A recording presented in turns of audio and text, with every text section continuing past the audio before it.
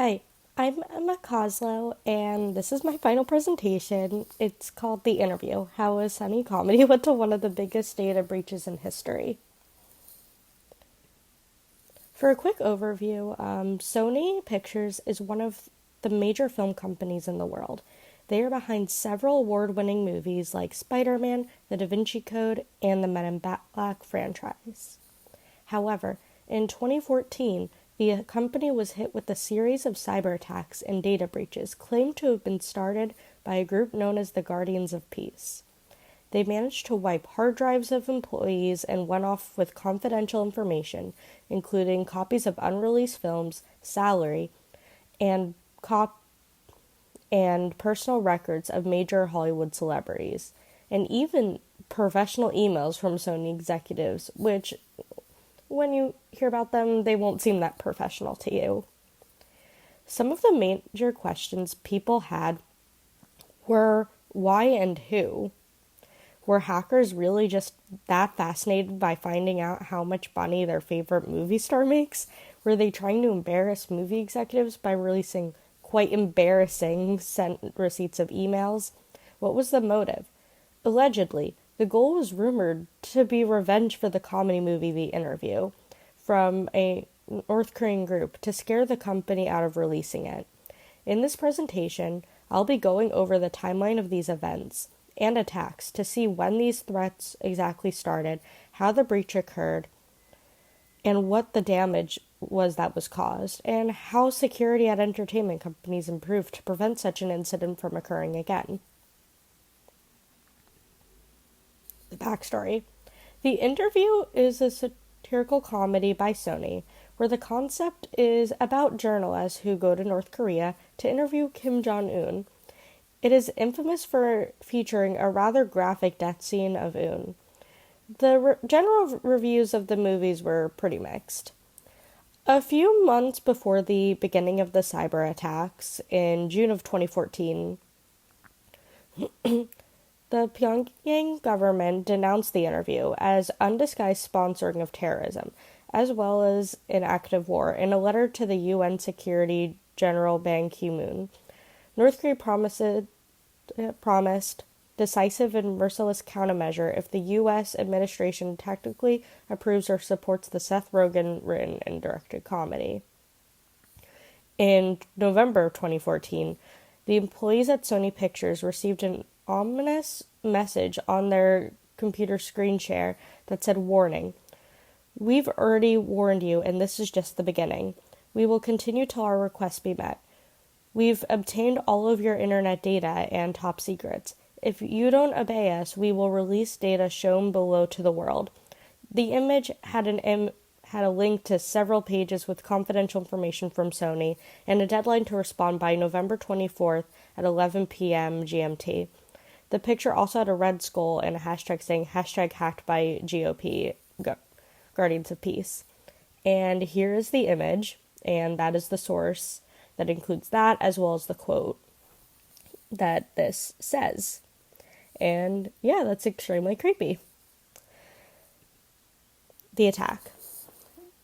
According to sources, the hacker claims to have stolen a huge amount of sensitive data from Sony, as large as 100 terabytes of data, which was released in batches. According to the data the hackers leaked online, it included usernames, passwords, sensitive information about its network architecture, and a host of documents exposing personal information about employees. The leaked documents include employee salaries, bonuses, social security numbers, birth dates, HR employee performance reviews, criminal background checks and termination records, medical condition documents, passport, visa information, and 5 unreleased Sony films, including Annie, Still Alice, Mr. Turner, To Write Love on Her Arms, and Fury, were all released onto the internet. Using this website called Pastebin, the hackers threatened to attack movie theaters if the studio released the movie The Interview, even using terrorist attacks of 9/11 as a way to scare the studio into complying with their demands.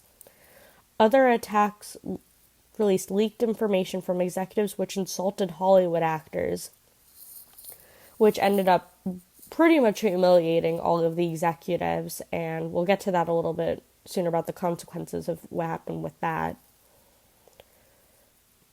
While it's still sort of unknown about how the attack actually occurred, it was believed that, like most PC malware, it was wrapped in something called an executable dropper, which basically means that it's kind of like a virus that installs, and it installs on supporting files, like a typical virus that will go onto a host, that will be downloaded a file and get to host files. The dropper would have installed itself as a Windows service when it was executed, which means it was probably manually installed by an employee.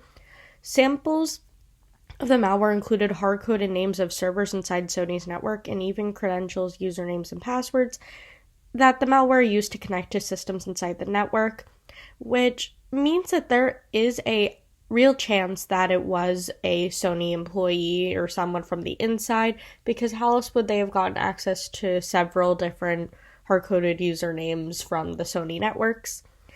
And someone named Lena, who claims to have been part of the Guardians of Peace, said that Sony doesn't lock their doors physically, so we worked with other staff members with similar interests to get in.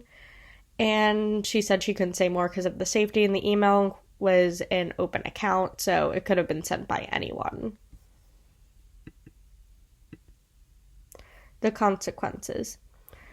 Sony initially reacted by shelving the movie, but people like actually Barack Obama warned that basically complying with the demands of a terrorist threat would set a bad precedent for the country.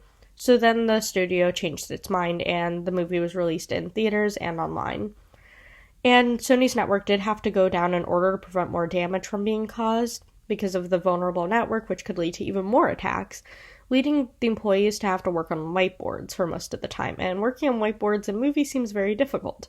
The attack cost the company over $15 million. The overall damages have caused a topic in the increase in cyber liability insurance, which now a lot of entertainment companies have when they didn't used to because they didn't think they needed it. And this insurance industry has been around for a while, which covered companies for large breaches, so they got money back. But now that's going to be a thing, and now more companies have that.